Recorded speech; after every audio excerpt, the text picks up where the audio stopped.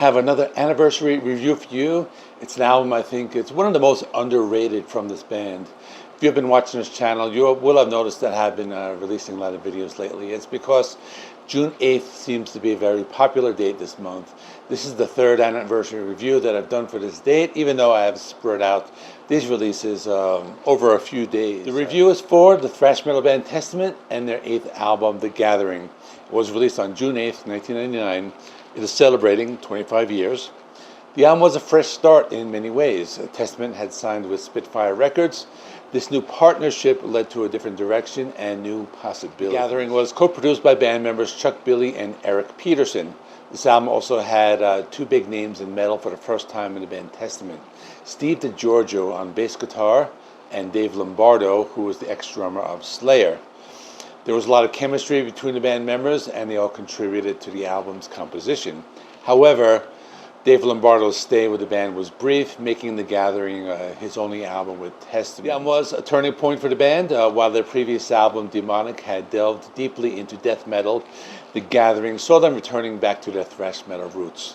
This blend of style resulted in an album that many fans and critics saw as a return to form. To promote the album, they went out on the Riding the Snake World Tour. They brought along a few touring musicians, such as Steve Smith on lead guitar and John Allen from Sadis on drums. The tour was a success, running until 2001. It was cut short when something unfortunate happened. Chuck Billy was diagnosed with cancer. For this reason, the next studio album was delayed until 2008 with the release of The Formation of Damnation. Although they did release First Strike Still Deadly, which was a re-recording of older tracks, some fans even consider it a proper studio album. Despite these challenges, The Gathering left a lasting legacy, no pun intended. It was the first of 5 albums to be engineered by Andy Sneap. Additionally, the album saw multiple reissues, including a notable re-release by Prosthetic Records in 2008 that included the instrumental bonus track Hammer of the Gods, and I'll talk about that song later. The album cover was created by Dave McKean. He worked on the cover art for Testament's previous albums, Demonic and Low, and he came back to create the art for The Gathering. So at the time of the release, the band was exploring the idea of using live footage for music videos to promote the album, as their last music video had been for. This idea was particularly appealing given the unfortunate mishandling of the previous album, Demonic, by a distributing company that had gone bankrupt, significantly impacting its availability and sales. In a 2010 interview, Chuck Billy reflected on the album's creation, noting that the free flow of ideas between Dave Lombardo and Eric Peterson was crucial to achieving the album's heavier sound. Billy's vocal performance, ranging from aggressive thrash metal to darker death metal growls, showcased his versatility and drew widespread acclaim. According to an interview with Louder Sound, Chuck Billy has expressed that he views The Gathering as a significant album in the band's discography. He stated he believed this album represents a key point in the band's evolution. He doesn't describe it as a turnaround, but rather as a point where the band found a direction that was influenced by their early history. In my opinion, they are one of the most consistent thrash bands around, and they continue to entertain us. He said enough. But enough history, let's talk about the songs. There are 12 tracks. The album is 46 minutes long. The last track is an instrumental. It was a Japanese bonus track that was later released on reissue albums. The album opens with D.N.R, Do Not Resuscitate. Right off the bat, the song takes off with some thrash metal guitar riffs. The song is about having a very pessimistic view on life and the world as it has become. Chuck Billy uses some vocals that are both reminiscent of his typical thrash style mixed with some of the death growls that he did on the previous album, Demonic. The song is fast, it's heavy, and it does not let up. The song is called Down for Life. This one is a straightforward thrasher. The song is about having a long-running friendship that needs to end because your friend has gone down a destructive path. This is also a thrasher reminiscent of some of their earlier albums. Chuck Billy has a very aggressive vocal style, and it's another song that's fast and aggressive with some heavy guitar riffs and powerful drumming. Slows down for the third song on Eyes of Wrath. This one is haunting and atmospheric. You can hear the signature bass playing of Steve DiGiorgio in this track. But after the short intro, the song alternates between the trippy and spacey atmospheric parts and the heavy thrash sections. I read one interpretation of the song. Supposedly the song is about a serial killer who has the urge to go out and kill again. I thought it was one of the most unique songs in Testament's discography.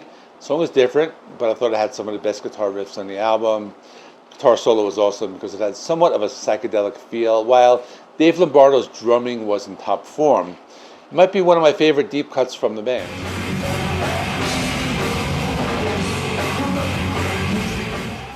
Next song is called True Believer. This is one of the slower songs, or you can even call it one of their ballads. The song continues the theme of a person who is evil. This one has a similar structure as the song before it. The song alternates between the slow and trippy parts with the heavier parts. The song also has Chuck Billy doing his signature death vocals, as well as some of the death growls. When all this is going on, the song still maintains some melody. There's even a cool march part where they change up the rhythm. This one has been one of my favorite songs from the album.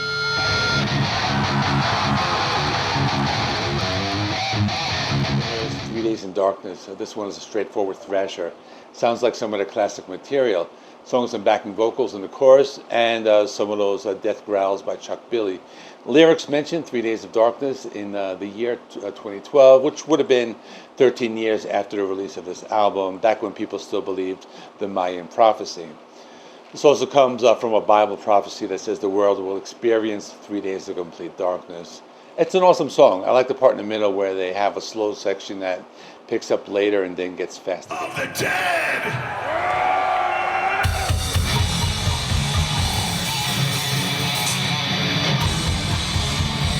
Then we have Legions of the Dead. This is just the thrasher. It's 2 minutes 40 seconds, pure thrash and death metal.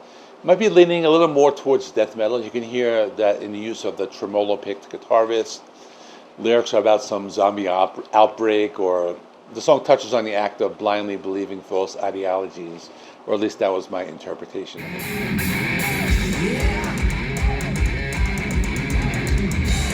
Next song was Careful What You Wish For.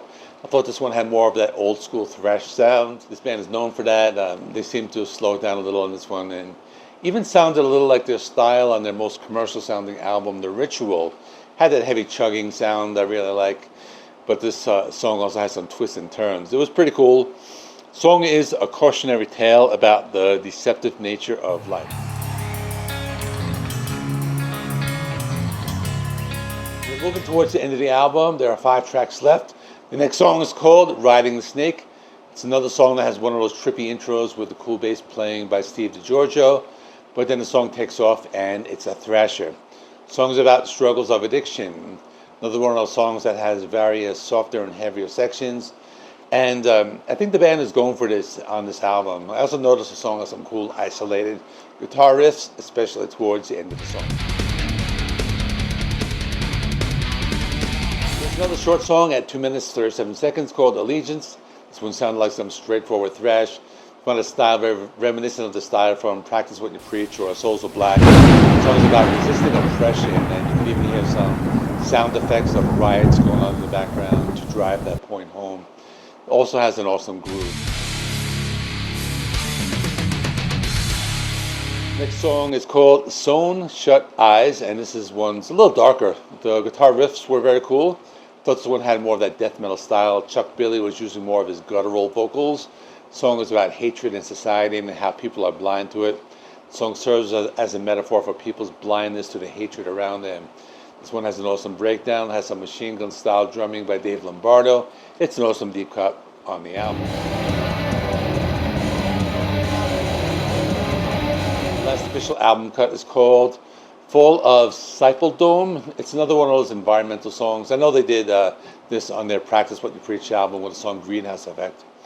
Though I'm not sure if they had any other songs of this nature after that. The Dome is an ice dome in Antarctica. It's implied that when this melts, it will bring upon destruction. Musically, the song's a thrasher. I thought some of the lead guitar playing during the breakdown was very melodic, but otherwise was one of the heaviest on the album. There's one more bonus track called Hammer of the Gods. It's a very psychedelic instrumental track. It's heavy. They use some guitar effects. I believe it's a phase shifter, although I might be wrong. The bass guitar playing adds another layer to the sound. This was first released on the Japanese versions and later on the reissue. It's a pretty cool song. Now for my final thoughts, I think it's one of the most overlooked or underrated albums. I will be honest with you all, I discovered this album later in life. I kind of lost touch with the band after they released Low in 1994. Then I didn't listen to them again until they released Brotherhood of the Snake in 2016. So I went back to listen to all the albums that I missed later on. And this one has always stood out for me. There's something about it that makes it different. I don't think there are any Testament albums that sounded like this. I felt they were like the most experimental on this one, whereas on the albums they released after this, they kind of stayed in their lane, even though there are a lot of good ones after this. I've always went back to this album. Let me also say, I don't think this band has any bad albums. I know some people say Demonic is not good, but I thought it was not too bad. But other than Demonic, like every other album, I would rate either like a 9 or a 10. So let me know what you think. Do you like this album? Do you think the different styles do not work for the band? Let me know in the comments. Check out my Testament ranking. I did that a few years ago. Please like this video. It helps me with the YouTube algorithm. Please subscribe if you're not already. I do rock and metal reviews, rankings, and more. Thanks for watching. I'll see you in the next one.